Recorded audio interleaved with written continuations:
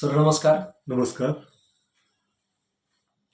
महाराष्ट्र राज्याच्या भाजपाचे मुख्य प्रवक्ते नवनाथ बन यांनी एक वक्तव्य केलेले आहे आणि ते म्हणतात की काँग्रेस सरकारनं शिक्षण व्यवस्था खराब व्हावी म्हणून मुद्दाम प्रत्येक गावखेड्यांनी शाळा कॉलेज काढले. मग आता तुमचं यावरती काय मत आहे? नवनाथ बन हे भारतीय जनता पक्षाचे मुख्य प्रवक्ते आहेत. तत्पूर्वी ते पत्रकार होते. एका चॅनलवर अतिशय चांगलं काम त्यांचं होतं. जनतेचे प्रश्न माध्यमाच्या माध्यमातून वेशीवर टांगण्याचं काम ते करत होते. त्यांनी हा जो प्रश्न उपस्थित केलाय, त्यांनी हा जो मुद्दा उपस्थित केलाय, खरं म्हणजे त्यांचं कौतुक केलं पाहिजे.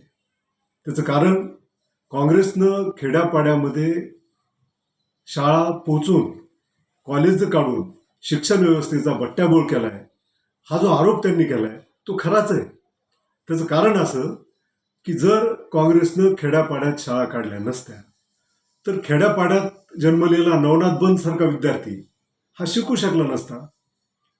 म्हणजेच तो पत्रकार झाला नसता, तो भारतीय जनता पक्षाचा प्रवक्ता झाला नसता. म्हणजे ही जी संधी त्याला मिळाली, हा जो बट्ट्याबोळ झालेला आहे तो काँग्रेसच्या धोरणामुळेच झालेला आहे असं म्हणायला काय हरकत नाही. नुसतं नवनाथ बनच नाही तर खेड्यापाड्यातले अनेक विद्यार्थी त्या गावामध्ये शाळा गेल्यामुळे शिकू शकले.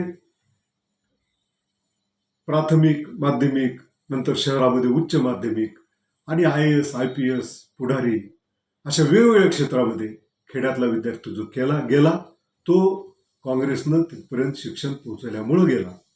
आणि तो जर बट्ट्याबोळ असेल तर तो काँग्रेसनं केलाय. हे नवनाथ बनचा जो आरोप आहे तो आपण मान्य करायला हरकत नाही. खरं म्हणजे नवनाथ बनच्या या वक्तव्याची कीव करावीशी वाटते. अहो नवनाथ बन, काँग्रेसनं खेड्यापर्यंत शाळा पोहोचवल्या, त्याच्या मागे कुणाची धोरणं आहेत? जेव्हा शिक्षणावर एका विशिष्ट समाजाची मक्तेदारी होती आणि बहुजन समाज, श्रमिक वर्ग, कष्टकरी वर्ग शिक्षणापासून दूर होता, त्याच्या हालापेष्टा सगळ्यात प्रथम बघितल्या त्या महात्मा ज्योतिराव फुले यांनी.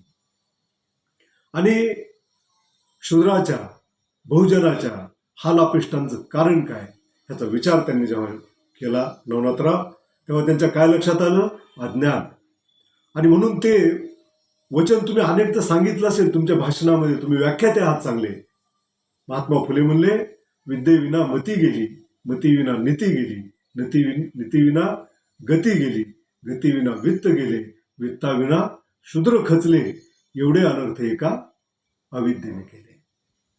म्हणजे विद्या नाही, ज्ञान नाही, म्हणून हे सगळे अनर्थ झालेत. म्हणून फुलेंनी काय केलं? शाळा काढल्या.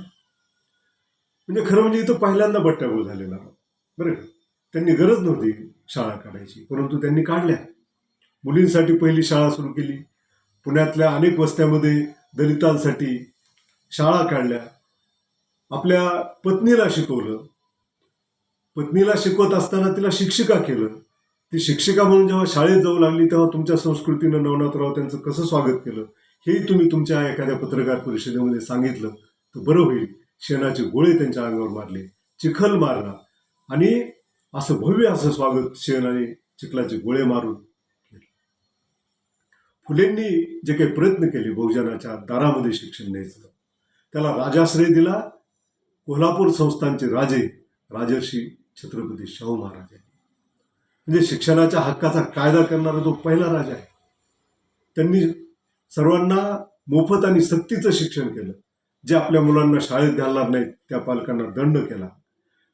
वाईट परिस्थितीमुळे, गोरगरिबीमुळे शेतकरी, दीन, दलित आपल्या मुलांना शाळेत पाठवू शकत नव्हते तर त्यांनी त्यांच्यासाठी हॉस्टेल्स काढले.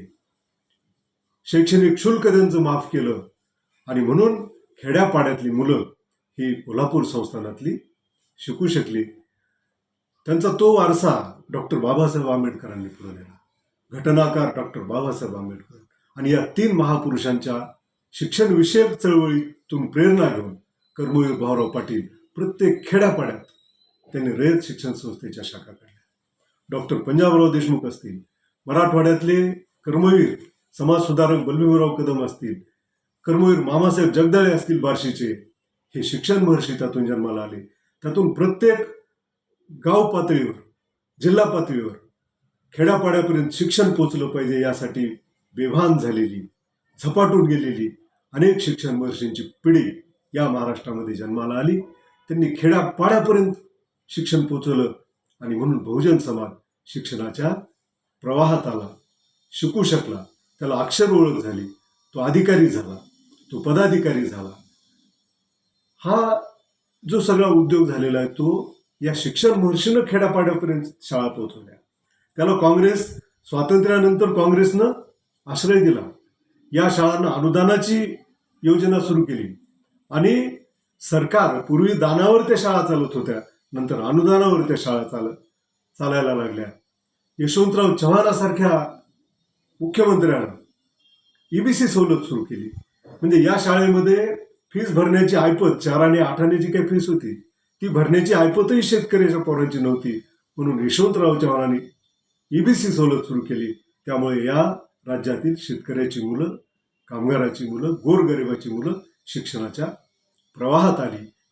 आणि हा सगळा खटाटोप जर काँग्रेसनं शिक्षणाचं वाटोळं करण्यासाठी केला आहे असं जर तुम्हाला वाटत असेल, तर आता जे तुमच्या पक्षाचं धोरण आहे की 20ची पटसंख्या आहे, करून टाका शाळा बंद.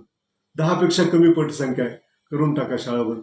65,000पेक्षा जास्त शिक्षकांच्या जागा रिक्त आहेत, करून टाका शाळा बंद. म्हणजे त्या जागाच भरू नका. म्हणजे सर्वसामान्यांना शिक्षण मिळालं नाही पाहिजे. आता तुम्ही खेड्यातून बाहेर आलेले, तुमचा स्तर उंचावलेला आहे. तुमच्यासारखे शिव फुले, शाहू आंबेडकर, कर्मवीर भाऊराव पाटील, डॉक्टर पंजाबराव देशमुख यांच्या शिक्षण चळवळीचे जे लाभार्थी आहेत, तर तुम्ही आता मिडल क्लास, उच्च मध्यम वर्ग किंवा त्याच्याही पुढच्या वर्गामध्ये गेलात. त्याच्यामुळे आता तुमचे जे बांधव खेड्यापाड्यात राहिलेत त्यांना शिक्षण नाही मिळालं तरी चालेल, त्यामुळे तुमचं काही बिघडणार नाही, अशा प्रकारची तुमची भावना असेल तर या सगळ्यांच्या वतीनं तुमचा तीव्र असा धिक्कार करतो. आणि तुम्ही जरा विचार करा, उलट खेड्यापाड्यापर्यंत जर शाळाच्या आज आहेत, त्यामुळे मुली शिकतायत. नवनाथराव, तुम्ही खेड्यातल्या शाळेचा दौरा करा. आजही मुलींच्या सुरक्षिततेचा प्रश्न ऐरणीवर आहे. घरापासून दूर मुलींना पाठवणं हे रिस्की आहे. आणि म्हणून खेड्यापाड्यामध्ये ज्या शाळा आहेत, खेड्यापाड्यामध्ये जे महाविद्यालय आहेत, त्याच्यामध्ये प्रामुख्यानं मुलींचा भरणा आहे. म्हणजे तुम्हाला मुलगी ही या देशात शिकली नाही पाहिजे, राज्यात शिकली नाही पाहिजे असं वाटतंय का? अहो, खरा विकास, खरा भारत हा खेड्यात राहतो. आजही 70-80% देशातील जनता ही खेड्यात राहते. म्हणून खेड्यांची वस्ती असलेला श्रीमंत देश असं भारताचं वर्णन केलं जातं. म्हणून जर तुम्ही खेड्यातलं शाळा, कॉलेजेस हे शिक्षणाचं वाटोळं हे जवळ झालं, काँग्रेसनं केलं असं म्हणत असाल तर तो तुमचा गैरसमज आहे, तो काढून टाका. आणि तुम्ही एका मोठ्या पक्षाचे प्रवक्ते आहात, ज्याचं आज देशावर राज्य आहे, अनेक राज्यामध्ये राज्य आहे, केंद्र सरकार त्यांचं आहे. आणि 240 जागा जरी तुम्हाला मागच्या लोकसभेमध्ये होत्या, तरी आता तुम्ही अनेक लोकशाही मार्ग वापरून 2/3 बहुमताच्या जवळ गेलेले आहेत. मोफत आणि सक्तीचं शिक्षण देणं ही आवश्यकता आहे, ही या देशातील जनतेची गरज आहे. परंतु त्यामुळं जर शिक्षण क्षेत्राचं वाटोळं झालंय असं वाटत तुम्हाला असेल तर सगळ्या शाळा बंद करून टाका. फक्त जिल्ह्याच्या ठिकाणी किंवा राजधानीच्या ठिकाणी तुम्ही शाळा चालू ठेवा, कॉलेजेस चालू ठेवा. गरिबांनी शिकायची काय गरज आहे? गरिबांनी फक्त श्रम केलं पाहिजे आणि चातुर्वर्ण व्यवस्थेमध्ये बाकीच्यांनी एका विशिष्ट वर्गासाठी राबलं पाहिजे. ती व्यवस्था पुन्हा यावी अशीच तुमची इच्छा दिसते. तर त्यासाठी खेड्यापाड्यातल्या शाळा बंद करून टाकाच. धन्यवाद.